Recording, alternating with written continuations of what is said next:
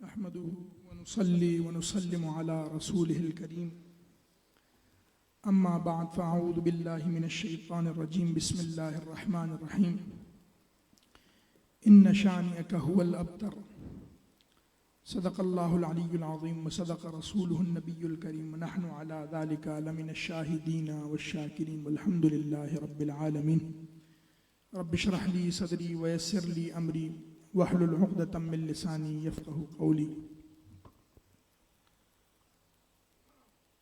عزیزان محترم، میرے سب سے پہلے تو نہایت ہی واجب الاحترام آج کی محفل کے میزبان حضرت قبلہ پیر طریقت سید خورشید الحسن شاہ صاحب جیلانی دامت برکاتہم العالیہ، اور یہاں اس وقت اسٹیج کے اوپر جلوہ افروز کثیر تعداد میں علماء اکرام، مشائخ اعظام یہاں پر تشریف فرما ہیں، اور خصوصاً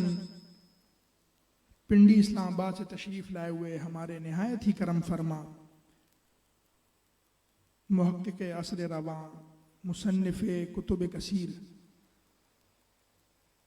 حضرت علامہ مولانا پیر سید عظمت شاہ صاحب گیلانی دامت برکاتہم العالیہ، اور ہمارے شہر کراچی کی اساس ہیں حضرت علامہ مولانا ڈاکٹر ارشاد حسین سعیدی دامت برکاتہم العالیہ، اور مجھ سے پہلے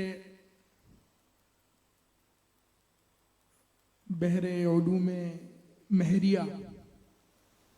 تفتزانی وقت حضرت علامہ سید شاہ حسین گردیزی دامت برکاتہم العالیہ، آپ بھی خطاب فرما چکے ہیں۔ میرا کوئی ارادہ نہیں تھا، مجھے انور بھائی نے اچانک آ کر کہا کہ آپ نے بھی کچھ نہ کچھ بیان کرنا ہے، اور میں قبلہ شاہ صاحب کی ہی گفتگو کو آگے کنٹینیو کرتے ہوئے بس مختصر وقت کے اندر 4-5 منٹ میں کوشش کروں گا کہ یہ اپنی بات ختم کر دوں۔ الحمدللہ جب یہ عرس قریب آ رہا ہوتا ہے اور اس کے اشتہار وغیرہ چلنا شروع ہو جاتے ہیں تو قبلہ شاہ صاحب یہاں جو نئے برساتی مینڈک ہوتے ہیں وہ نکل آتے ہیں، اور وہ وقتاً فوقتاً وہی پرانی چیزیں نکال کر، اب اگر کسی عالم سے پوچھا جائے، آپ دارالافتاء میں جائیں کسی مفتی صاحب سے پوچھیں تو سوال ہوتا ہے کیا فرماتے ہیں علماء اکرام فلانے مسئلے کے بارے میں، تو وہ عالم جو ہیں وہ اس مسئلے کے بارے میں جواب دیتے ہیں کہ اگر ایسا ہو یا کسی کا کوئی ایسا قول ہو تو قائل کے اوپر یہ ہوگا۔ سوال پوچھے جاتے ہیں، وہ میں بھی کچھ چیزیں میں دیکھ رہا تھا کہ سوال پوچھے جاتے ہیں کہ اگر کسی نے ایسا کہا تو وہ اس سوال کا جواب نہیں دے رہے ہیں، وہ اس آستانے کا نام لے رہے ہیں، یہ ایسے ہیں، یہ فلانے ہیں، یہ ڈھماکے ہیں، انہوں نے یہ لکھا،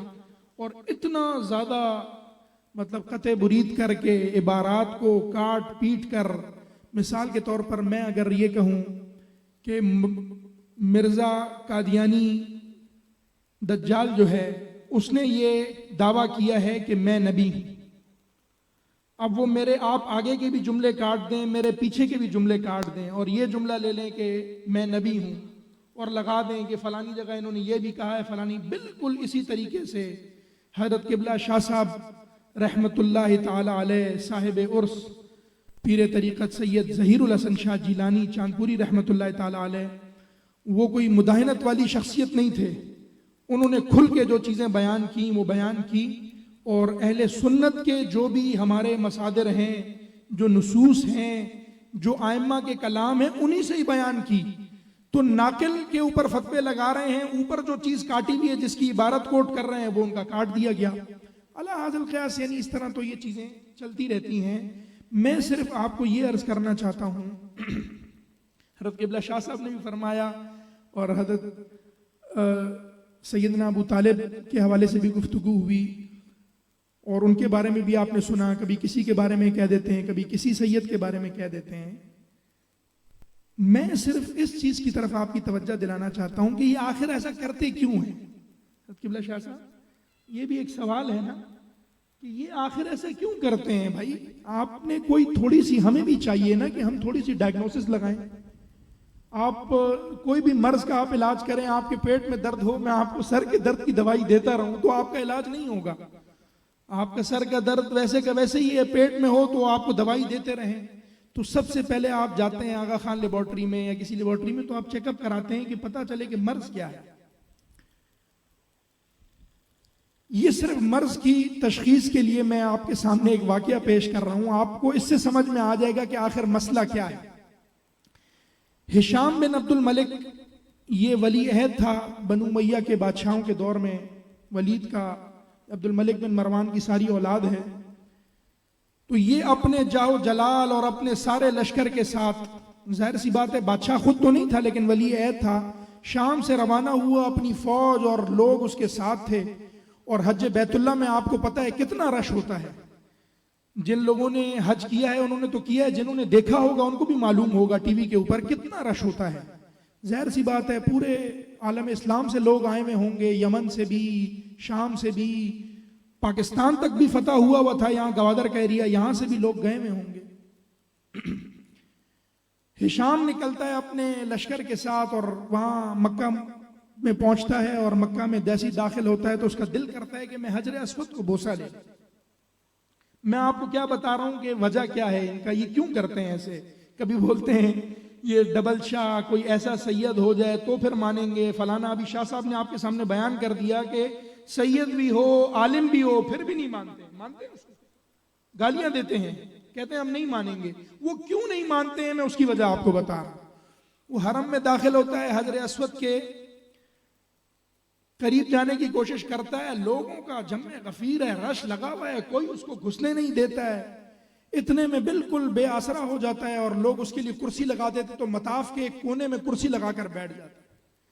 اور کرسی لگا کر بڑی حسرت بھری نگاہوں سے حجر اسود کو دیکھ رہا ہے اور طواف ہوتے ہوئے دیکھ رہا ہے کہ اتنے میں ایک نورانی شخصیت، جن کے چہرہ اقدس کے اوپر حضور علیہ الصلوۃ والسلام کا نور ہے، حضرت سیدنا امام زین العابدین علیہ السلام، آپ تشریف لاتے ہیں، آپ حرم میں داخل ہوتے ہیں، اور جیسے ہی آپ مطاف میں داخل ہوتے ہیں تو لوگ ہٹنا شروع ہو جاتے ہیں، لوگ رستہ دیتے ہیں، ہٹو ہٹو ہٹو ہٹو ہٹو۔ آپ سیدھا جاتے ہیں، حجر اسود کو بوسہ دیتے ہیں اور طواف شروع کر دیتے ہیں۔ یہ سارا منظر ہشام دیکھ رہا ہے، اس کے ساتھ جو لوگ ہیں وہ یہ منظر دیکھ رہے ہیں۔ تو ان شامیوں میں سے ایک نے پوچھا ہشام سے کہ یہ کون ہے؟ اب ایسا تو تھا نہیں کہ ان کو جانتا نہ ہو، جانتا ہے، بنو ہاشم ہے، انہی کی پوری نسل ہم نے ذبح کی ہے کربلا کے اندر، سب پتا تھا اس کو۔ تو ایک چڑھ کر اور حقارت سے کہتا ہے کہ مجھے نہیں پتا یہ کون ہے۔ یہ جو ایک جملہ ہے نا، بس اس کے اندر قیامت چھپی ہوئی ہے، کہ جب اس نے کہا نا کہ مجھے نہیں پتا یہ کون ہے، آپ طواف فرما رہے ہیں، جتنی مرتبہ آپ حجر اسود کے قریب آتے ہیں لوگ خود بخود رستہ دے دیتے ہیں، آپ جاتے ہیں اور آپ استلام کرتے ہیں حجر اسود کا، اور پھر آپ طواف شروع کر دیتے ہیں۔ تو جب اس نے یہ بولا تو اس کے ساتھ ہی کھڑا ہوا قریب میں عرب کا ایک بہت بڑا شاعر ہے، فرزدق جس کا نام ہے، ابو فراس۔ میں یہ اتنی باتیں کر رہا ہوں، مجھے ڈر بھی لگ رہا ہے، یہ علم کے سمندر یہاں پر بیٹھے ہیں حضرت قبلہ شاہ صاحب کہ ہم اکثر میں یہ کہتا ہوں ہمارے سید جعفر شاہ صاحب سے بھی کہ ہم قدر نہیں کرتے ہیں، ہمارے پاس اتنے بڑے بڑے خزانے اس وقت یہاں پر موجود ہیں اور ہم ان سے استفادہ نہیں کرتے ہیں، بڑے بڑے نگینے جو ہیں وہ اکثر چھپے ہوئے ہوتے ہیں۔ تو لیکن میں یہ آپ کو اصل میں تھوڑی سی وجہ بتانی تھی کہ یہ آج کل ان کو کیا ہوا ہے، مولویوں کو، میں اب نام لے دیتا ہوں، میں کہتا ہوں مولویوں کو کیا ہوا ہے، سارے نہیں، سارے علماء نہیں، یہ جو ٹھکر مولوی ہیں نا، علماء سو، میں ان کی بات کر رہا ہوں۔ الحمدللہ جو علماء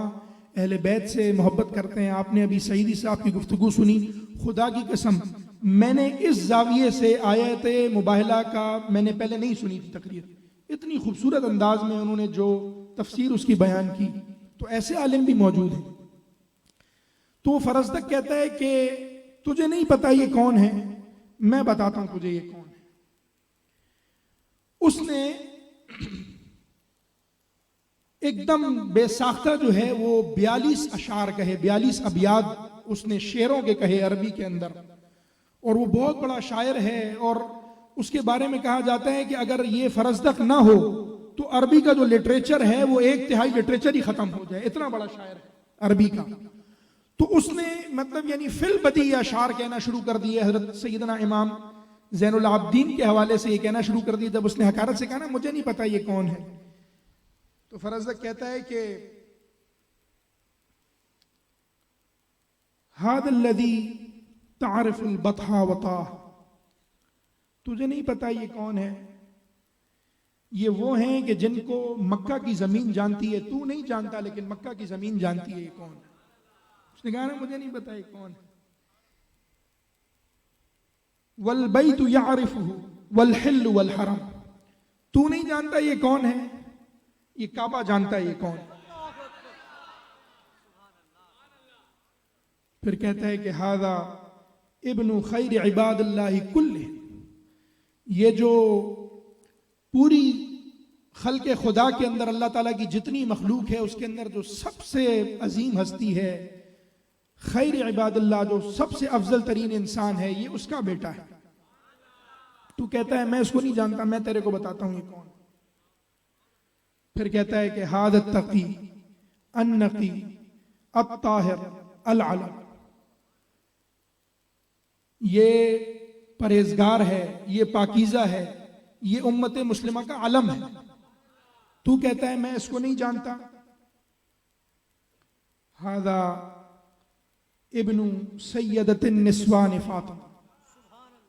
تو نہیں جانتا یہ کون ہے، میں بتاتا ہوں، یہ حضرت سیدہ خاتون جنت کا بیٹا ہے. وابن الوصی الذی فی سیفہ نقم، یہ وہ ہیں کہ جن کی تلواروں کی، جو ان کے ہاتھوں سے مشرک مرے ہیں لوگ، ان کی جنگجو ان کی ان تلواروں کی قسم کھاتے ہیں. بہت سارے اشعار ہیں اس کے، میں وہ سارے اشعار تو نہیں پڑھ سکتا، وقت ہی بہت زیادہ ہو گیا، لنگر بھی کرنا ہے. عزیز دوستو، یہ ہشام نے کیوں کہا ایسا کہ میں ان کو نہیں جانتا؟ یہ علامہ ذہبی نے بھی لکھا ہے اپنی سیر اعلام النبلاء میں، اس کی بھی تعریف کی ہے. بلکہ اگر میں غلط نہ ہوں حضرت قبلہ شاہ صاحب، میں نے سنا ہے کہ حضرت داتا صاحب نے بھی اس کی تعریف کی ہے اور کہا ہے کہ اگر کسی اور بات پر اس کی فرزدق کی بخشش ہو نہ ہو لیکن ان اشعار پر اس کی بخشش ہو جائے. تو یہ کہا گیا کہ یہ اس نے کیوں کہا ہے کہ میں ان کو نہیں جانتا، وہ اس وجہ سے کہ اگر ان کا تعارف کرا دیتا تو جو اس کے ساتھ شام سے آیا ہوا لشکر اور لوگ ہیں وہ کہیں اس طرف مائل نہ ہو جائیں. تو یہ جو آپ کو تکلیف دیتے نا، ہم نہیں مانتے، سید ایسا ہو، فلانا ہو، دھماکہ ہو، یہ ہو تو ہم مانیں گے. ان کو تکلیف اس چیز کی ہے، سید اتنا سا بچہ بھی ہوگا وہ شادی ہے کہ نہیں ہے. عالم اگر پاگل ہو جائے شاہ صاحب تو اس سے مسئلہ پوچھیں گے؟ ہو جاتے ہیں نا. اگر عالم کا اگر اس کا ذہنی توازن خراب ہو جائے تو اس کی وہ افادیت ختم ہو جائے گی. آپ اس سے مسئلہ نہیں پوچھیں گے کہ آپ فلانا مسئلہ بتائیں، ظاہر ہے اس کا دماغی توازن. سید اگر پاگل بھی ہو جائے تو اس کو کہتے ہیں چلہ شاہی ہے، یہ سید ہی ہے. یہ تکلیف ہے کہ ہم ساری زندگی مدرسے کے اندر پڑھتے رہیں، سب کچھ کرتے رہیں. پڑھنا چاہیے، علم حاصل کرنا چاہیے، لیکن یہ جو تکلیف اصل میں ہو جاتی ہے تو پھر ہم بھی کہہ دیتے ہیں کہ آپ اپنے نام کے ساتھ آگے اعظم لگائیں، آپ اپنے نام کے پیچھے اعظم لگائیں، آپ اوپر بھی اعظم لگا دیں، آپ نیچے بھی اعظم لگا دیں، آپ شادی نہیں بن سکتے. اصل میں تکلیف اس چیز کی ہے کہ یہ سادات کی عزت کیوں کی جاتی ہے اور سارا کا سارا چکر روٹی کا آ جاتا ہے. یہ سب کچھ جو کرتے ہیں، اور میں نے انور بھائی کو کہا کہ آپ یہ دیکھیں کہ یہ جتنی زیادہ مخالفت کر رہے ہیں اتنا زیادہ بڑھتا جا رہا ہے.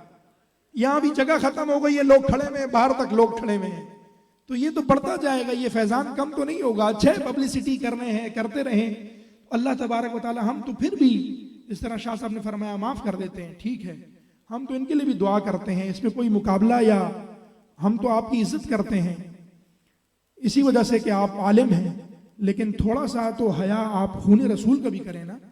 اس خون رسول کا جو وہ خود بھی عالم ہو، جو عالم ہو، جو علی علی کرنا شروع کر دے سید، اس کے اوپر فوراً فتویٰ لگا دیتے ہیں کہ یہ فلانا رافضی ہو گیا ہے، فلانا شیعہ ہو گیا ہے، یہ وہ آستانہ ہے.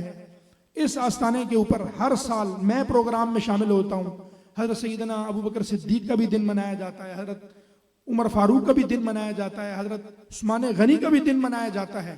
اور بالکل وبانگ دول سوشل میڈیا پر جا رہا ہوتا ہے. لیکن پھر بھی اس طرح کی باتیں کرتے ہیں کہ یہ شیخین کے بارے میں کوئی ایک ہلکا جملہ بھی آپ نہیں بتا سکتے کہ یہاں سے کبھی نکلا. لیکن پروپیگنڈا، شروع سے پروپیگنڈا ان کے اختیار میں ہے، سب کچھ ان کے پاس ہے، ممبر ان کے پاس ہے، جو چاہیں کہہ دیں. تو اللہ تبارک و تعالیٰ، میں سب کی بات نہیں کرتا ہوں، میں پھر اپنی بات کی وضاحت کر دوں کہ میں سب کی بات نہیں کرتا ہوں. بڑے بڑے عالم ربانی یہاں پر اس وقت عالم موجود ہیں جو اپنا کام بھی کر رہے ہیں، مشن پہ بھی چل رہے ہیں، محب اہل بیت بھی ہیں. تو اللہ تبارک و تعالیٰ ہماری اس امت کو اس کو توفیق عطا فرمائے اور اتحاد اور اہل سنت کے اندر اتحاد اور اتفاق نصیب فرمائے. وما علیہ